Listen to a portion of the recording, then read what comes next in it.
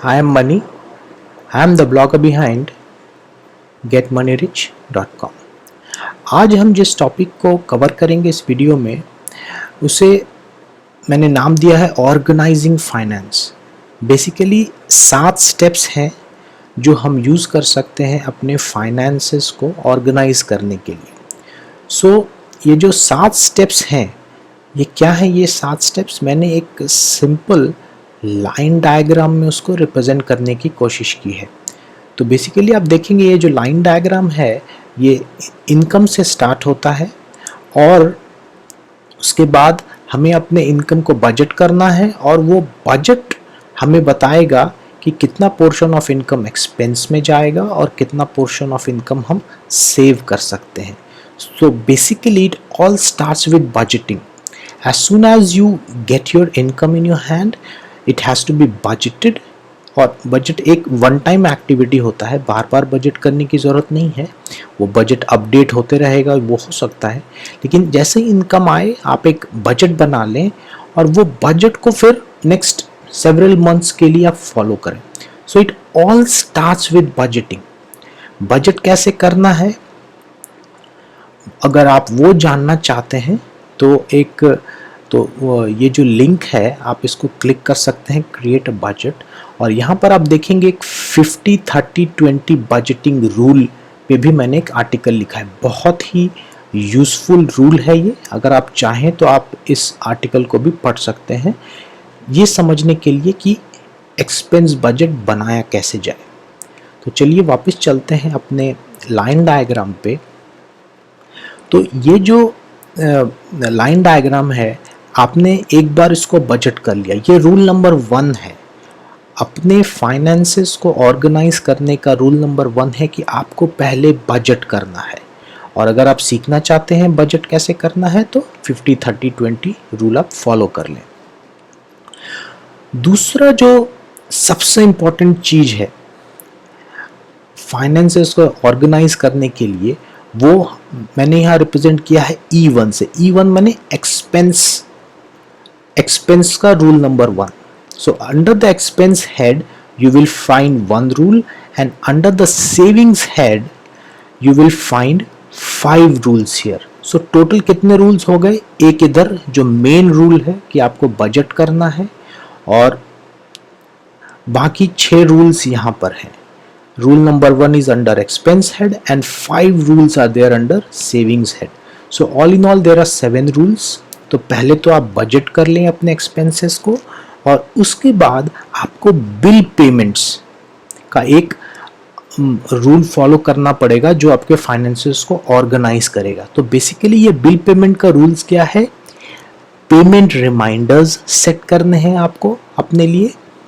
उसके बाद आपको कुछ ऐप्स यूज़ कीजिए जैसे कि फ्री चार्ज हो गया, पेटीएम हो गया या फिर कोई भी यूपीआई ऐप है, आप उनको यूज़ करके अपने बिल पेमेंट्स करें। एडवांटेज क्या है इन ऐप्स को यूज़ करने का कि पहले तो इन आप देखेंगे मैंने एक एग्जाम्पल भी यहाँ पर दिखाया है कि एक टिपिकल पेमेंट ऐप है। ये बेसिकली एक फ्री चार्ज ऐप है, उसका एक स्क्रीनशॉट दिया है। आप देखेंगे यहाँ पर सारे बिल पेमेंट टाइप्स का, जैसे मोबाइल बिल पे करना है, डीटीएच बिल पे करना है, इलेक्ट्रिसिटी बिल पे करना है या फिर लैंडलाइन बिल्स पे करना है, सबके छोटे छोटे आइकन्स बने हुए हैं।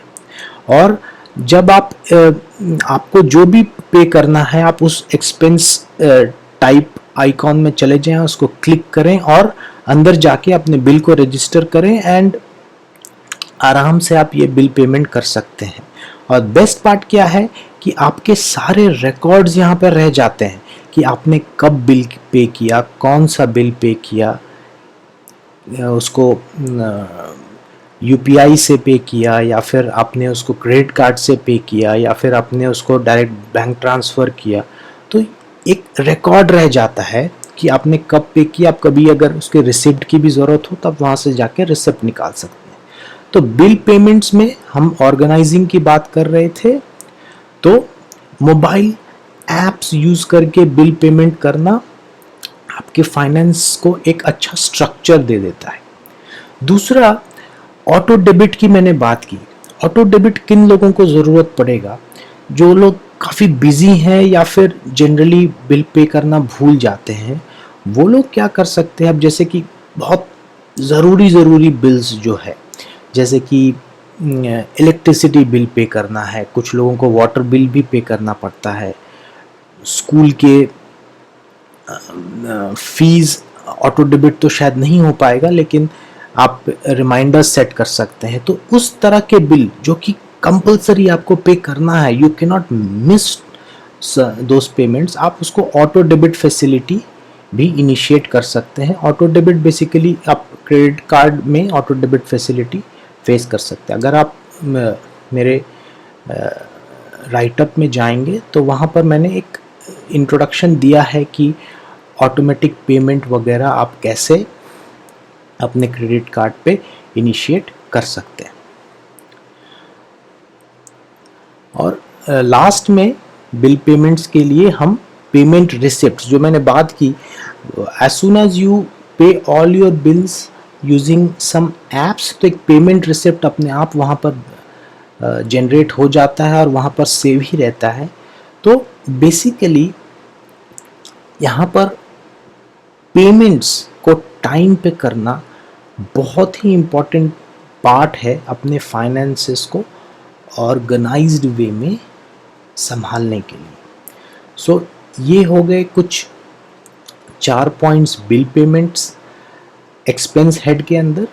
और दूसरा जो पार्ट है वो है सेविंग्स का पार्ट। सेविंग्स पार्ट में बेसिकली 5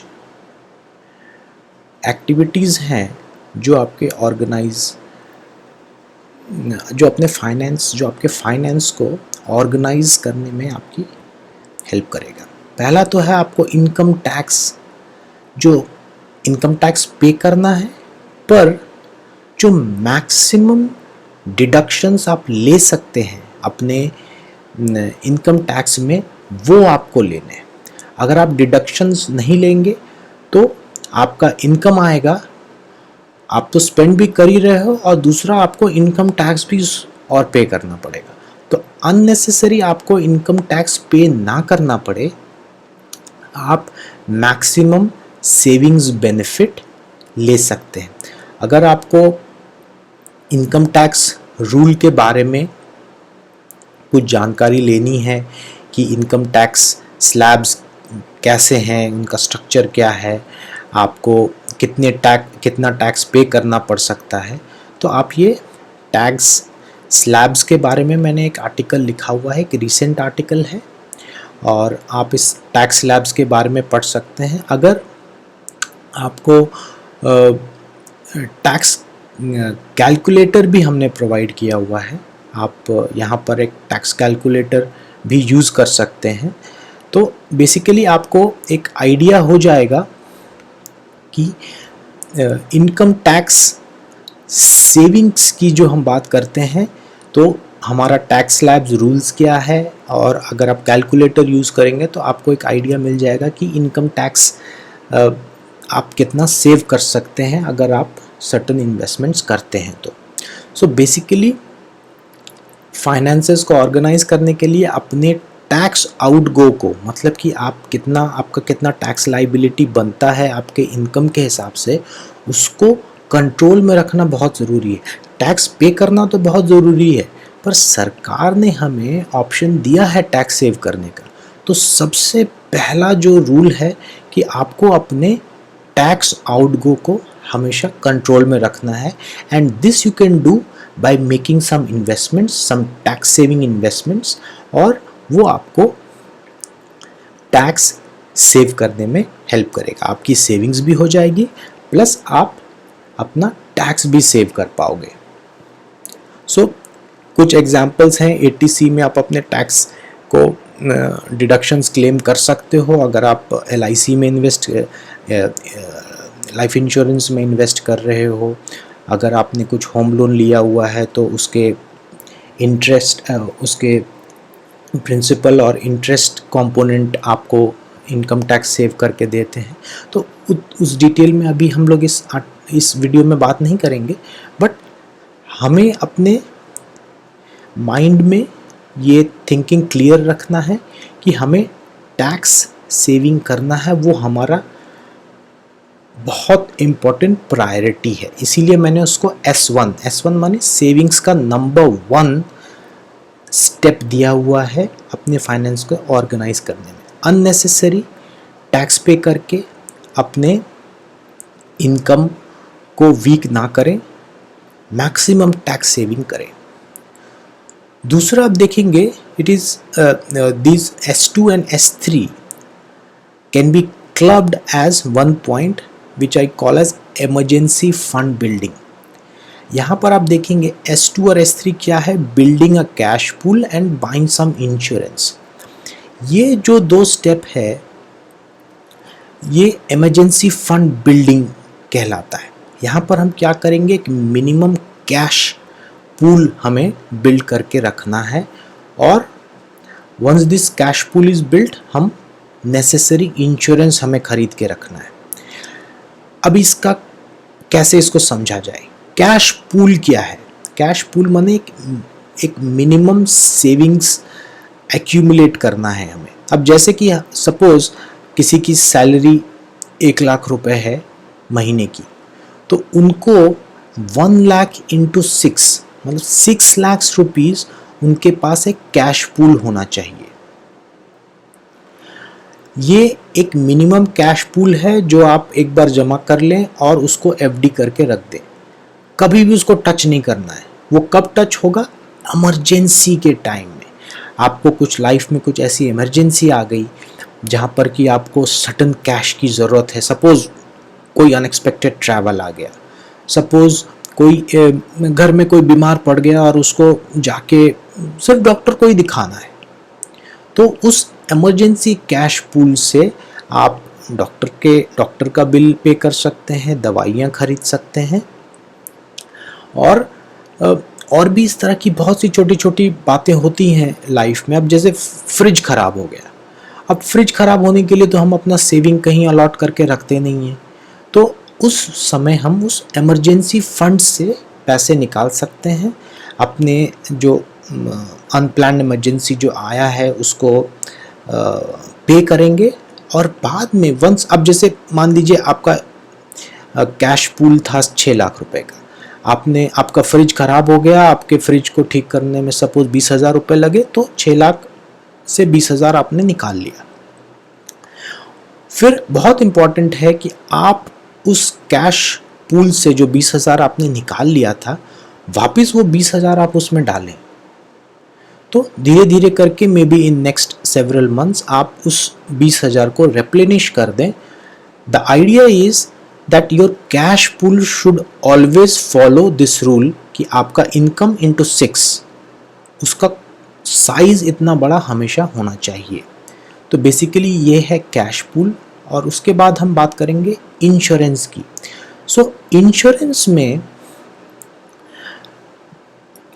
मैं आपको राइटअप में दिखाता हूँ कि बेसिकली जो इंश्योरेंस है, कौन कौन से इंश्योरेंस आपको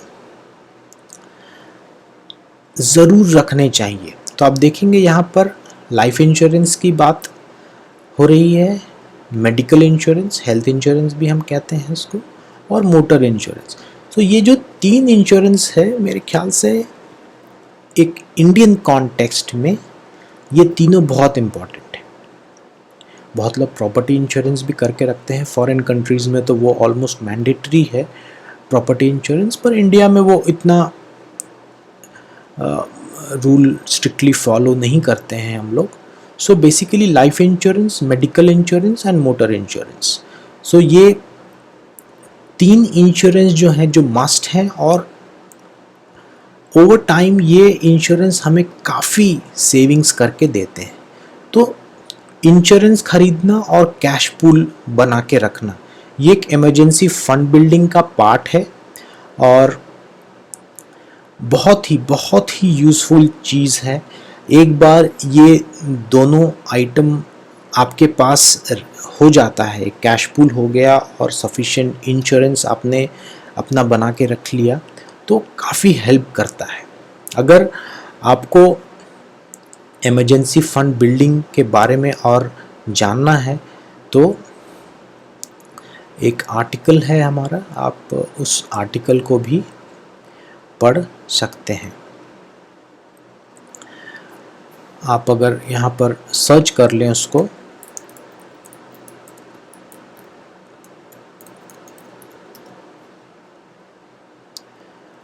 सो इमरजेंसी फंड, सो एक डेफिनेटिव गाइड करके मैंने एक इमरजेंसी फंड पे आर्टिकल लिखा है, बहुत ही यूज़फुल आर्टिकल है।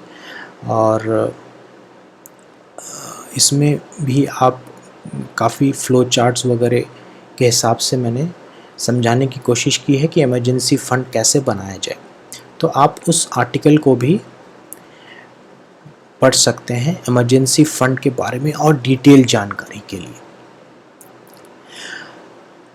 जो फोर्थ पॉइंट है सेविंग साइड में वो होगा लोन प्रीपेमेंट्स। सो आपने अभी टैक्स सेविंग पर अपना एक्शन ले लिया, आपने कैश पूल बना लिया, आपने जो नेसेसरी इंश्योरेंस हैं वो आपने ख़रीद लिया। उसके बाद आपको अपने लोन्स पे फोकस करना पड़ेगा। अगर आपका कोई भी लोन है, या तो पर्सनल लोन होगा, या तो होम लोन होगा, या फिर कार लोन होगा, तो इन लोन्स को हमें प्रीपे करना है।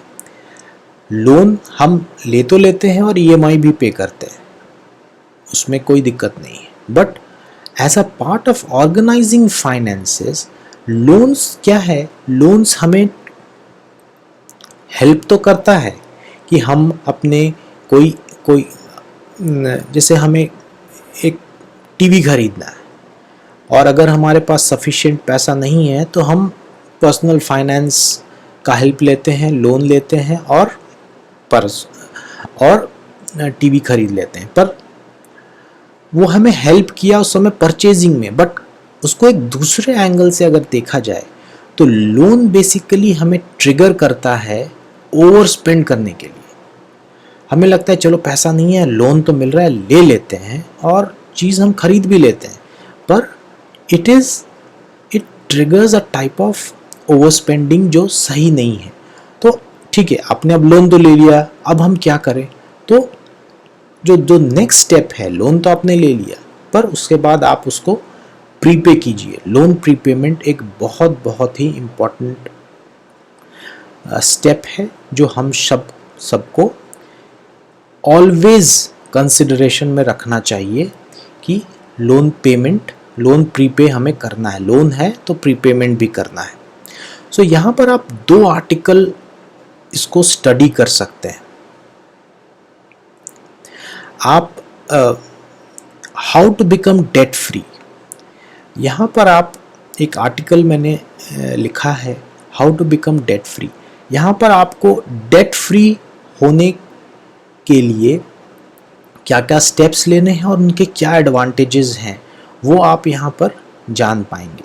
तो एक तो हो गया बिकमिंग डेट फ्री और दूसरा लोन प्रीपेमेंट। लोन प्रीपेमेंट पे भी एक आर्टिकल है। ये एक ऐसा आर्टिकल है जो मैं सजेस्ट करता हूँ अपने सारे रीडर्स को कि आप ज़रूर इस आर्टिकल को पढ़ें, और यहाँ एक वीडियो भी आपको मिल जाएगा और एक प्रीपेमेंट कैलकुलेटर भी हमने बना के रखा हुआ है। काफ़ी इंटरैक्टिव कैलकुलेटर है। आपका जो भी लोन अमाउंट है आप यहाँ पर डालें, अपने इंटरेस्ट रेट को सेट करें और ये कैलकुलेटर आपको एक ग्राफिकल रिप्रेजेंटेशन देगा कि आप लोन प्रीपेमेंट करके कितना सेविंग्स कर सकते हैं, और आपको यहाँ पर उसके टैबुलेटेड फॉर्म में वो रिज़ल्ट भी मिल जाएगा। सो एक बहुत ही यूज़फुल कैलकुलेटर है। मैंने और मेरे भाई ने मिलके इस कैलकुलेटर को डेवलप किया है। सो प्लीज़ इस कैलकुलेटर को यूज़ करें और it will give you lot of clarity about why you should prepay your loans and the amount of savings that you can make just by making small amounts as prepayments. So ये loan prepayment की बात हो गई. Loan prepayment करने से huge amount of savings हम कर सकते हैं. So loan prepayment becomes a very integral part of organizing our finances. और लास्ट जो स्टेप है उसको मैंने नाम दिया है lock funds. Lock funds basically क्या है? Lock funds is nothing but investments. हम इन्वेस्टमेंट क्यों करते हैं? कुछ लोग कहेंगे कि हम इन्वेस्टमेंट करते हैं पैसे को फास्ट मल्टीप्लाई करने के लिए. सही बात है. मैक्सिमम लोग इन्वेस्टमेंट को उसी पॉइंट ऑफ व्यू से सोचते हैं. पर एक पॉइंट ऑफ व्यू और है. अगर आपका फंड इन्वेस्टेड है तो इन अ वे उसको हम कह सकते हैं वो लॉक्ड है, वो स्पेंड नहीं हो सकता. अब लॉकिंग फंड्स का भी कुछ लेयर्स है. अब जैसे आपने सपोज अपने फंड को अपने बैंक के फिक्स्ड डिपॉजिट में लॉक करके रखा हुआ है. फिक्स्ड डिपॉजिट को ब्रेक करना बहुत आसान है. वो फंड लॉक है, लेकिन जस्ट आप अपने मोबाइल ऐप को उठाएंगे और मोबाइल बैंकिंग में लॉगिन करेंगे और अपने फंड को जस्ट एक क्लिक ऑफ अ बटन में ब्रेक कर सकते हैं. और वंस वो लोन ब्रेक, वो एफडी ब्रेक हो जाता है, आपके अकाउंट में पैसा आ जाएगा और आप उस पैसे को इवेंचुअली स्पेंड कर सकते हैं. So fixed deposit is a form of locking funds but it is too liquid. मेरे हिसाब से अगर आइडिया फंड को लॉक करना है तो बैंक डिपॉजिट एक बहुत अच्छा एग्जाम्पल नहीं है.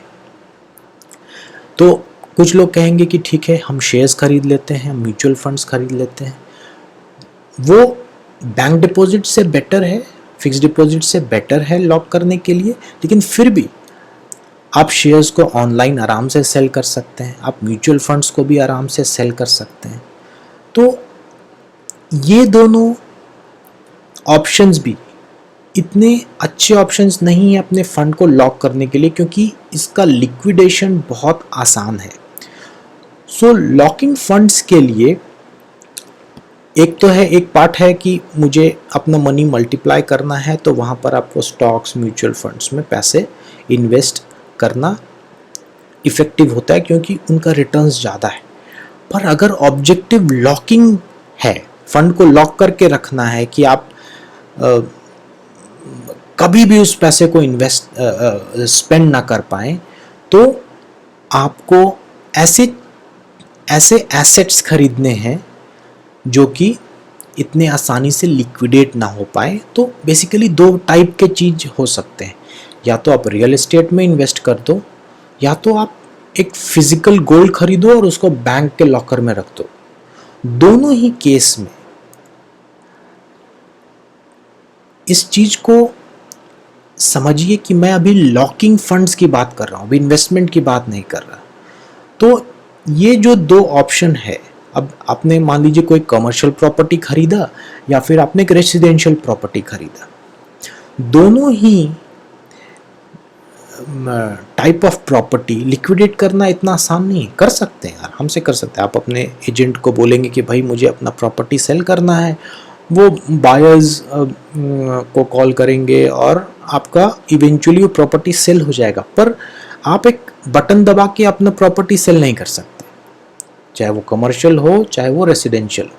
It takes time, there is a process in which you can sell a property. So इतने आप इम्पल्सिव डिसीजंस नहीं ले सकते अपने प्रॉपर्टी को सेल करने के लिए.